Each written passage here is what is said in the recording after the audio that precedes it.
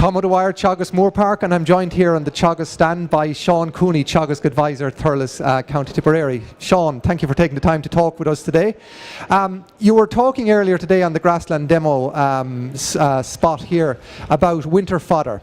And there's a number of farmers that are short winter fodder around the country. What's Teagasc advice? What's the first thing that farmers should do in terms of assessing the fodder supply for the coming winter? So Tom, I suppose the first thing as an advisor we do is when we visit a farm is we'd look to see what quantity of silage is in pits, or if a farmer's doing bales, what bales they have in the yard.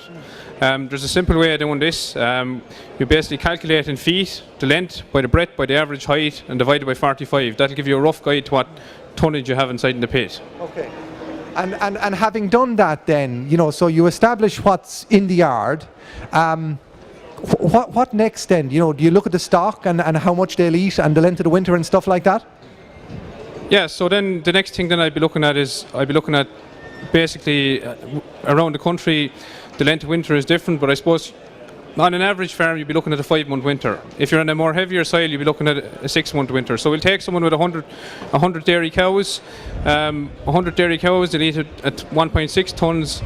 So it's 100 by 1.6 by the number of months, and that'll give you what the 100 cows require for the winter. Okay. So there's a simple sum. You basically calculate the demand for what you're going to keep for the winter, and you see then whether there's a surplus or a deficit. Okay, and behind us here we have some feed ingredients. So if there is a deficit on the farm, Sean, will some of these feed ingredients, could they come into play? Yes, Tom. I suppose, look, you have your molasses beet pulp, your palm kernel, your soya hulls, and your barley and maize gluten.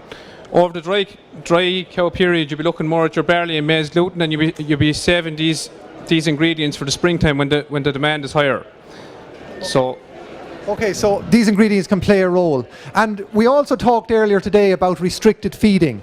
If you have a situation where you're putting some of these feeds, these concentrates, these straights or mixes here, or indeed a stretcher ration, which many farmers might be feeding this winter, the issue of feed space comes into play.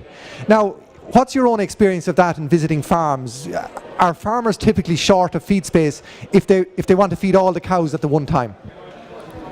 So Tom, my own experience from the dairy end of it is there's been a lot of expansion over the last number of years. Guys will have tried to put the stock on the ground first and the infrastructure to follow. So it's what you find typically is that farmers are limited in their feed space.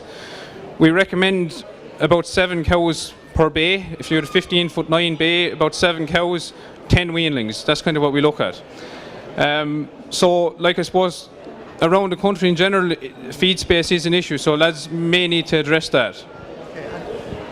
And finally then, and briefly, are there a couple of options for addressing that limited feed space? So I suppose a simple thing on a dairy farm would be to put the cows through the parlour if you need to do it, because that infrastructure is already in place in most farms, so that's an option, given the kilo or 2 or whatever is required depending on the deficit of silage in the yard. There's things like silage wagons. Maybe you have a collecting yard that you have the option of putting a feed barrier around. Small things like that can give you that extra bit of space. However, in doing that, you need to be mindful of cross compliance. We can't ignore the nitrates regulations. So just if you are looking at an alternative, and the other thing to do as well is make sure it's safe. Don't be driving machinery through livestock or doing crazy stuff. We come across some of that at times on farms. So just do it safely. Okay, well, thank you very much for those hints and tips on winter fodder. Thank you, Sean Cooney.